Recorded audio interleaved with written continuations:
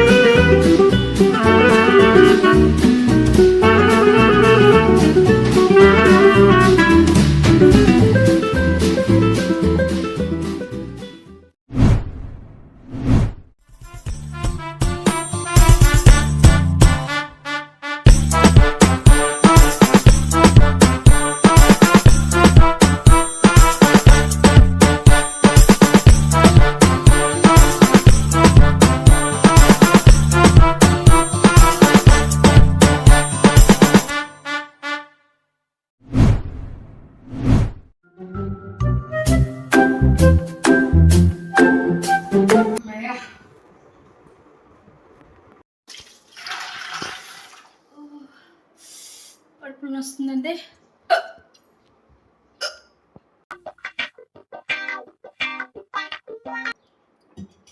ఎంత తిన్నా ఏంది నేను అసలుగా అమ్మో కడుపులో తట్టుకోలేకపోతున్నా. అన్ని మీద మీద తాకల కడుపు తిప్పుతుంది ఏంది, వాంతులు కూడా వచ్చినట్టు అనిపిస్తుంది.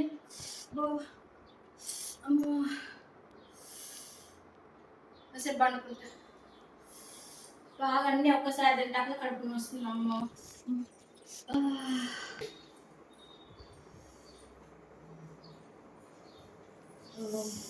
ఏమైంది అత్తమ్మా అలా ఉన్నావు?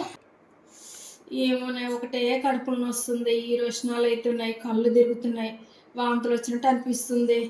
ఏమైందో ఏమో అర్థం కావట్లేదే నాకు. అమ్మా ఓ అవునా, మరి హాస్పిటల్కి వెళ్దామా? నీకు ఫుడ్ డైజెషన్ కాలేదనుకుంటా, హాస్పిటల్కి వెళ్దాం పదా. ఓ అత్త ఏమైంది, ఇంకా నీకు తగ్గలేదా?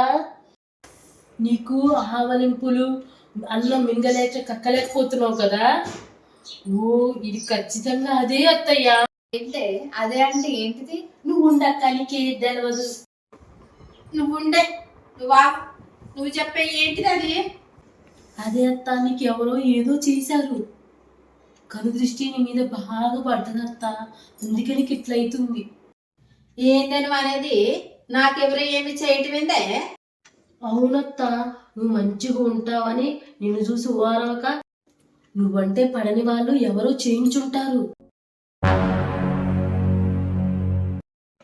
మా ఊర్లో అయితే ఒకరికి ఇట్లని చెప్పిస్తే 1 రోజుల దాకా మంచాన పడ్డారు. ఏంది మరికి ఎట్లనే? అది కాదత్తా, మనం వెంటనే భూత వైద్యుని దగ్గరికి వెళ్ళి బాగా చూపించుకోవాలి.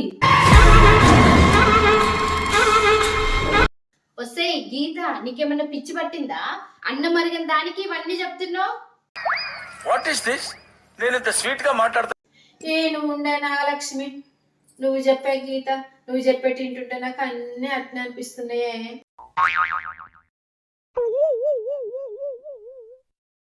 ఇలాంటివి ఏమి ఉండవత్తయ్యా, ఇవన్నీ మూఢనమ్మకాలు. ఉండక్క, నీకు ఏది తెలియదు. అత్తయ్య, మన ఎమ్మడిని వెళ్ళి బాగా చేయించుకోవాలి, లేదంటే నీ ప్రాణానికి ప్రమాదం. తొందరగా పోదాము. దమ్ముంటే పట్టుకోర షికావతు, పట్టుకుంటే వదిలేస్తా సిండికేట్. దమ్ముంటే పట్టుకోర షికావతు, పట్టుకుంటే వదిలేస్తా సిండికేట్.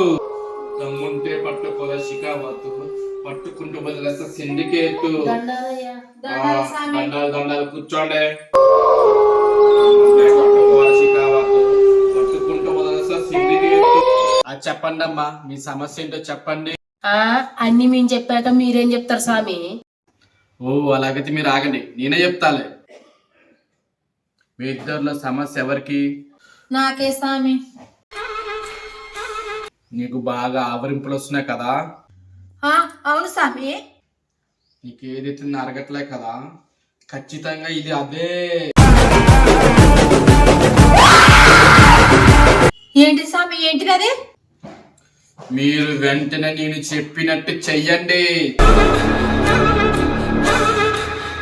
చెప్పండి స్వామి మేము ఏం చేయాలి? ఈ పువ్వు తీసుకెళ్లి నీ తలలో పెట్టుకో.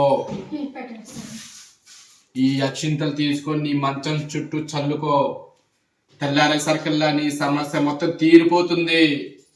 అలాగే స్వామి, అలాగే నువ్వు చెప్పినట్టే చేస్తా. అలాగే చేస్తా. మీరు వెంటనే నాకు 1116 చెల్లించండి. తక్షణమే మీరు వెంటనే ఇక్కడి నుంచి వెళ్ళిపోవాలి.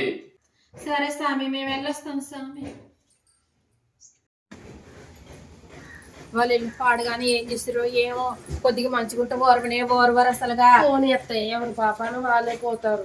ఏందే గీత, తెల్లారితే తగ్గుతుంది అన్నాడు ఆ స్వామి. 2 రోజులు అవుతుంది ఇంకా తగ్గుతలేదు. ఓ అత్త, ఆ సామినికి పువ్వు ఇచ్చినప్పుడు ఎమ్మడిని తల మీద పెట్టుకున్నాం. కుంకుమ పసుపు జల్లుకొని పెట్టుకోవాలి. ఏంటత్తయ్య ఇంకా తగ్గలేదా? తగ్గలేదే.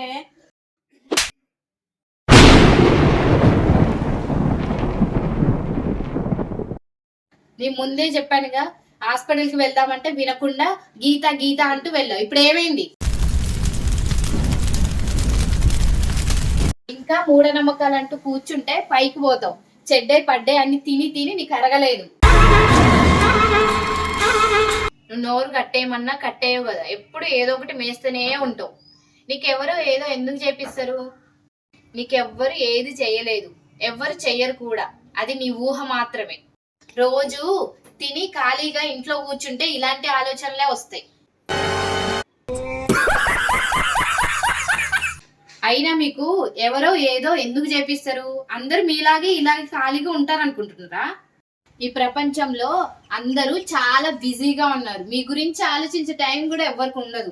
ఎవరింట్లో ప్రాబ్లమ్స్ వాళ్ళకుంటే మీ గురించి ఎవరో చేపించిర్రు అని మీరు ఊహించుకుంటున్నారా? వెంటనే లేట్ చేయకుండా హాస్పిటల్కి వెళ్దాంపా. సరేనే, వెళ్దాంపా. మీరు కూడా మాలాగా మూఢనమ్మకాలు నమ్మకండి, నమ్మి మోసపోకండి. మీకు గనక మా వీడియో నచ్చినట్లయితే ప్లీజ్ సబ్స్క్రైబ్ చేయండి.